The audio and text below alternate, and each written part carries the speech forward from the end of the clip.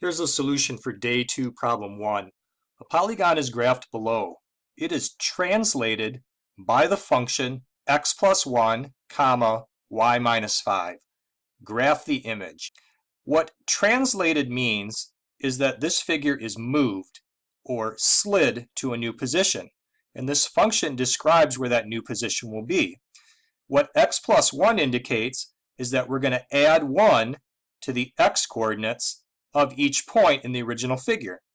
And what y minus 5 means is that we can subtract 5 from the y coordinates of the original figure to find the points in the new figure. Let's do that, working with each corner. Let's start with A. X plus 1 means to add 1 to the x coordinate. Think about what the x-axis does. It indicates movement left and right. So if we add 1 to the x coordinate of point A, that's like saying it moves to the right 1 unit. Then think about what y minus 5 would mean. If we subtract 5 from the y coordinate, that's like saying that it moves down 5 units. 1, 2, 3, 4, 5. So here is A prime, the image of point A after it's been moved to the right 1 and down 5. We can do that with the other corners of the shape as well, like point D. Right 1 and then down 5. 1, 2, 3, 4, 5. Here is D prime. Let's go to M. Right 1, down 5. 1, 2, 3, 4, 5. Here's M prime. And then point W would move to here. This is W prime. We can connect these together to create our translated figure. This should be the exact same size and shape as the original figure.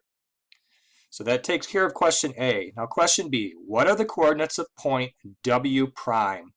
W prime is located right here, which is 1 position lower than the origin. So it is at 0, negative 1. Day 2, problem 2.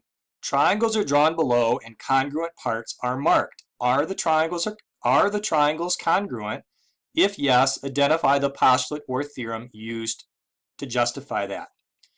So we have an angle of the top triangle congruent to an angle in the bottom triangle, another angle of the top triangle congruent to an angle in the bottom triangle, and they share a side.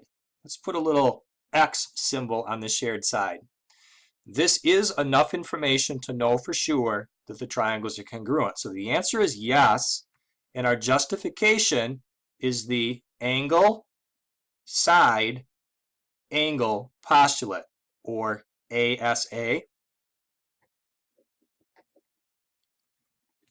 The ASA postulate says if a triangle has 2 angles and the included side congruent to 2 angles and the included side of another triangle, then the triangles are congruent.